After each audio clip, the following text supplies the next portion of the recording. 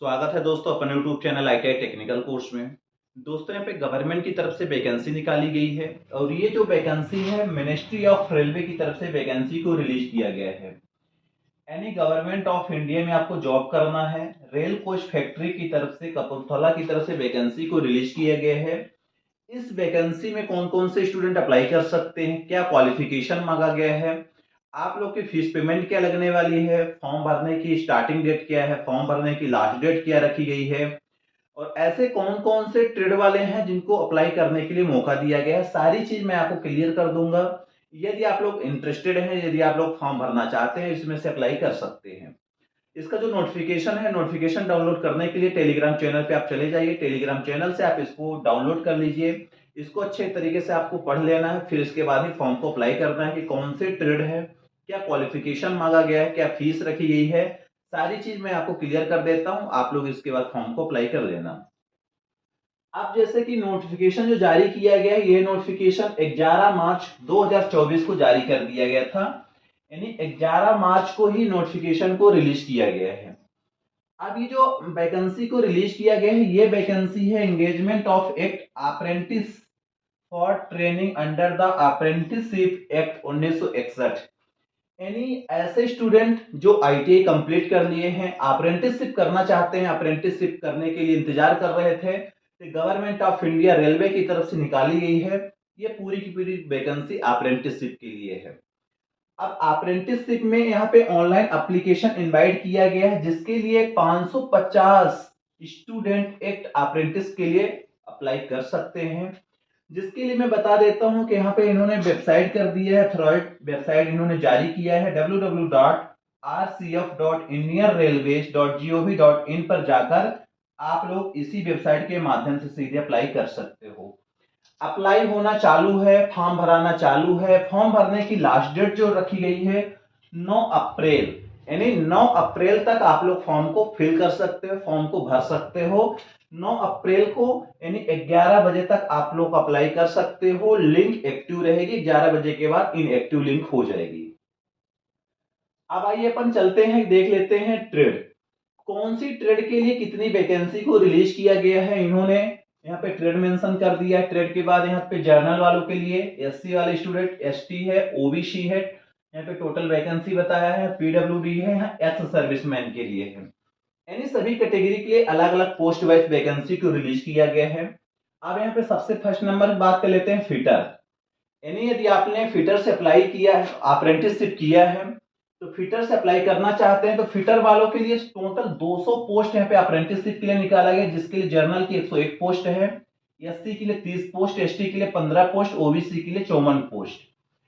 Category wise अलग vacancy है। Total देखा जाए टोटल 200 पोस्ट इन्होंने रिलीज किया है फिटर के स्टूडेंट, यानी फिटर से यदि आपकी आईटीआई है आप इसमें से अप्लाई कर सकते हो। जिसके लिए पीडब्ल्यूडी के लिए 6 पोस्ट है, एक्स सर्विसमैन के लिए भी 6 पोस्ट यहाँ पे वैकेंसी को रिलीज किया गया है।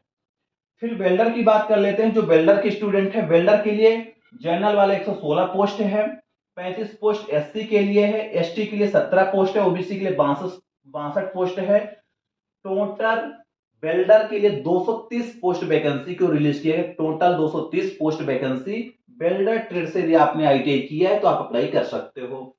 फिर मशीनिस्ट के लिए देखा जाए, मशीनिस्ट के लिए टोटल 5 पोस्ट ही निकाला गया है।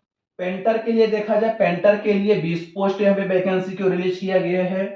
कारपेंटर के लिए देखा जाए 5 पोस्ट निकाला गया है, यानी कारपेंटर वाले स्टूडेंट 5 पोस्ट के लिए अप्लाई कर सकते हैं। इलेक्ट्रीशियन के लिए देखा जाए तो इलेक्ट्रीशियन के लिए 75 पोस्ट को वैकेंसी को रिलीज किया गया है और आरएसी एंड रेफ्रिजरेटर मशीनिस्ट के लिए 15 पोस्ट वैकेंसी को रिलीज किया गया है। ये हैं आपके साथ ऐसे ट्रेड जिसमें से आप लोग अप्लाई कर सकते हो। टोटल पोस्ट की बात करें, टोटल 550 पोस्ट इन्होंने वैकेंसी को रिलीज किया है। यानी 550 पोस्ट में 7 ऐसे ट्रेड हैं जिसमें से आप लोग अप्लाई कर सकते हो। फिटर है, वेल्डर है, मशीनिस्ट है, पेंटर है, कारपेंटर है, इलेक्ट्रीशियन है, RAC and refrigerator and machine का है। मोड ऑफ सिलेक्शन की बात कर लेते हैं, आप लोग का सिलेक्शन कैसे होगा। सबको मालूम है कि अप्रेंटिसशिप में किसी प्रकार के एग्जाम नहीं होते और यहाँ पे जो selected will be on the base of merit list, यानी एक मेरिट लिस्ट कॉमन तैयार किए जाएंगे, उसी मेरिट लिस्ट के अनुसार आपका सिलेक्शन होगा। जिसमें से 10th में मिनिमम आपके 50% होने चाहिए और प्लस ITI का मिलाकर इन्होंने मेरिट लिस्ट तैयार किया गया, तैयार करेंगे, उसके बाद ही आपका यहाँ पे सिलेक्शन होगा। अब देख लेते हैं यहाँ पर एलिजिबिलिटी कंडीशन, यानी एलिजिबिलिटी क्या है, क्वालिफिकेशन क्या रखा गया। तो क्वालिफिकेशन में the candidate should have complete 15 year age and should not have complete 24 years. मतलब आपकी जो एज है, एज कम से कम 15 साल होनी चाहिए, ज्यादा से ज्यादा यहाँ पे 24 साल रखा है जनरल वाले स्टूडेंट के लिए। ठीक, 15 साल से 24 साल के अंदर हो तो आप अप्लाई कर सकते हो। यहाँ पर यदि OBC upper age limit a relaxation by 5 year in case of ST SC। यदि आप ST SC हैं तो आपको 5 साल का छूट मिलेगा। यदि आप ओबीसी हैं तो ओबीसी के लिए यहाँ पे 3 ईयर का छूट मिलेगा, 3 साल ओबीसी वाले स्टूडेंट को छूट मिलेगा।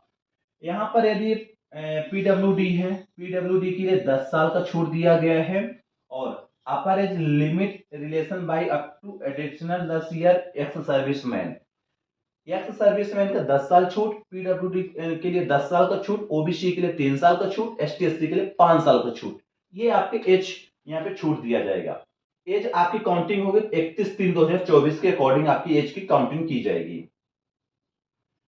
ठीक, इसके बाद मिनिमम एजुकेशन क्वालिफिकेशन की बात कर लेते हैं। क्वालिफिकेशन क्या रखा गया है, जैसे कि क्वालिफिकेशन में अपन बात करते हैं, qualification the candidates have pass 10th class examination equivalent of 10 year और मिनिमम 50% 10th में आपके होने चाहिए। साथ में नेशनल ट्रेड सर्टिफिकेट होनी चाहिए, यानी ITI की सर्टिफिकेट और 10th में 50% से ऊपर है तो आप इसमें से अप्लाई कर सकते हो इजीली तरीके से। क्वालिफिकेशन सिर्फ 10th और ITI मांगा गया है। पेमेंट की बात कर लेते हैं, पेमेंट ऑफ फीस की बात कर लेते हैं। तो एप्लीकेशन फीस नॉन रिफंडेबल है, जिसके लिए मात्र 100 रुपए ली गई, is to be paid online mode, यानी आपका 100 रुपए जो कटेगा ऑनलाइन मोड पर ही पेमेंट लगेगा और मात्र 100 रुपए आपको पे करना है, आपका फॉर्म फिल हो जाएगा। ठीक, अप्लाई कैसे करना है, आपको अप्लाई करने के लिए मैंने बताया था कि इन्होंने एक लिंक जनरेट किया है www.rcf.indianrailway.gov.in पर डायरेक्ट आप जाकर अप्लाई कर सकते हो। स्कैन फोटोग्राफी, आप ये डॉक्यूमेंट्स आपको 20 KB से 70 KB के बीच में आपको सिग्नेचर फोटो अपलोड करना है, इन्होंने क्लियर कर दिया है। सिग्नेचर को बता रहा है यहाँ पे फोटोग्राफ्स 20 KB से 70 KB अपलोड करना है और सिग्नेचर आपकी साइज बताया है 20 KB से 30 KB के बीच में आपको सिग्नेचर अपलोड करना है। Last date for receipt for application, यानी आपको 9 अप्रैल को 11 बजे के अंदर अंदर आपको फॉर्म को फिल कर लेना है। ट्रेनिंग पीरियड मैंने बताया था कि जैसे कि एज पर stand rule director issue by railway board के अनुसार आपको 1 साल की ट्रेनिंग पीरियड रहेगी, यानी आपको यहाँ पर 1 साल के लिए रखा जाएगा। किसी भी प्रकार के आप लोग वहां पे प्रावधान नहीं करोगे कि हमें और रेगुलर किया जाए, कुछ भी किया जाए। एग्रीमेंट ऑफ ट्रेनिंग, आपके ट्रेनिंग एग्रीमेंट हो जाएगा। मेडिकल फिटनेस, थोड़ा बहुत मेडिकल होगा और हेल्प डेस्क दिया है, इंपॉर्टेंट इंस्ट्रक्शन दिया है जो कि आप लोग को फॉर्म फिल करने से पहले इसको अच्छे तरीके से रीड करना है, रीड करने के बाद ही फॉर्म को फिल करना है। ठीक, इसके अलावा कुछ भी आपको डाउट लगता है, कुछ भी कमी लगती है, आपको प्रॉब्लम जा रही है तो आप लोग कमेंट कर सकते हो। कमेंट बॉक्स के माध्यम से मैं आपको सारी जानकारी दे दूंगा और इसी प्रकार के मिलते हैं नेक्स्ट वैकेंसी के साथ। जय हिंद, जय भारत।